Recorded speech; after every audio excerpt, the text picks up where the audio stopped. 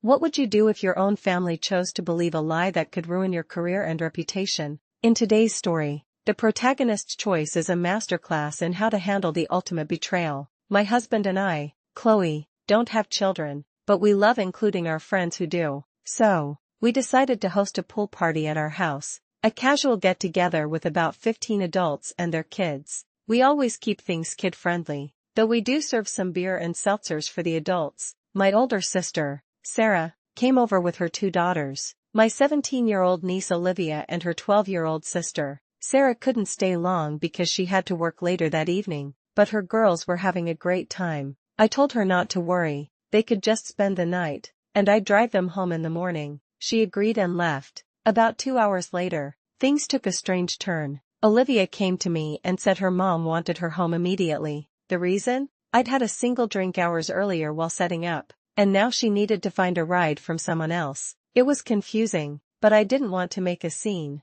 so I let her and her sister leave with a friend of mine who happened to live in their neighborhood. As soon as they were gone, I texted Sarah, confronting her about the abrupt change of plans. Her reply left me speechless. She told me Olivia had called her in a panic, claiming that the party was out of control. According to my 17-year-old niece, everyone was getting wasted and smoking weed, and people were actively offering her both. She claimed she felt so uncomfortable she had to leave. It was a complete fabrication. This was a small gathering of responsible adults, most of whom had their own children with them. These friends had watched Olivia grow up. They were practically family. More importantly, I work in law enforcement. A rumor like that, a lie so malicious, could cost me my job. It could have cost any of my guests their jobs, or even their kids. I tried to explain this to Sarah, but she doubled down. She told me she didn't think her daughter was lying. She then added another layer to the lie. Olivia had apparently also told her that as soon as Sarah left,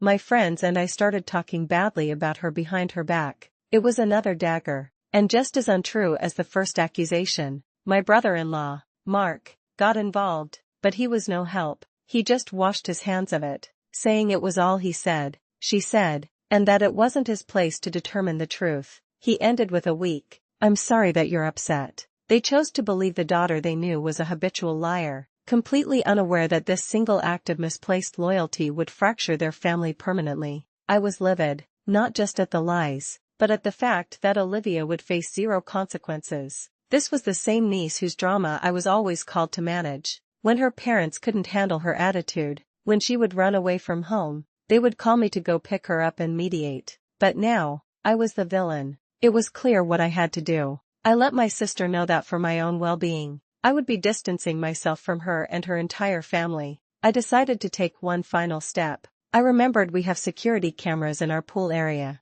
I told Sarah about the cameras and emailed her and Mark all the footage from the backyard and the front of the house, a clear, undeniable record of our quiet, family-friendly party. Her response was the final nail in the coffin. She texted back that I was being overdramatic. She said, "We all know her daughter lies." I reiterated how those specific lies could destroy my career, and my husband's. I reminded her that they, also working in law enforcement, knew exactly what these accusations could do. And this revealed Sarah's greatest fatal flaw, her arrogance, a trait so profound that she would rather invalidate her own sister's reality than admit her daughter, and by extension her parenting, was deeply flawed. She scoffed at my concern. "It's not like you have a real law enforcement job," she typed, a petty, dismissive jab at my clerical and psychology-focused role compared to her and Mark's hands-on work with inmates. She told me flatly that she didn't feel an apology was necessary. I didn't have any fight left in me. I saw the truth with painful clarity and decided that going no contact was the only path forward.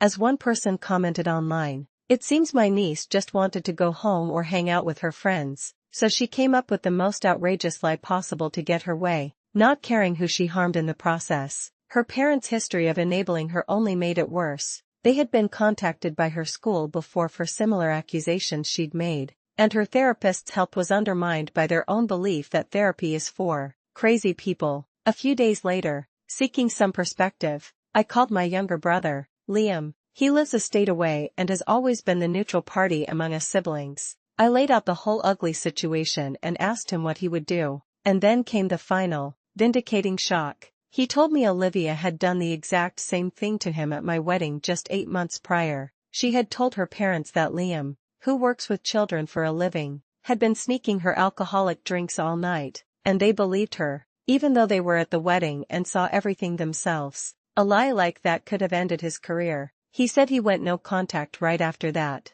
deciding the drama wasn't worth it. We had all just assumed he didn't visit for Christmas because he had just been in town for the wedding, but the truth was he had already cut them off. Hearing that cemented everything. I wasn't overreacting. I wasn't being dramatic. I was protecting myself, just as my brother had. As another commenter wisely pointed out, when your family shows they don't know who to believe, you can't let them have it both ways. You have to remove yourself from the equation to ensure they can't put you in a position where you could be harmed by their inability to see the truth. This story is a stark reminder that sometimes the most loving thing you can do for yourself is to walk away from family members who refuse to respect you and protect you. Setting boundaries isn't about punishing them. It's about preserving your own peace and safety. Have you ever had to make the difficult choice to distance yourself from a family member for your own well-being? Let me know your story in the comments below.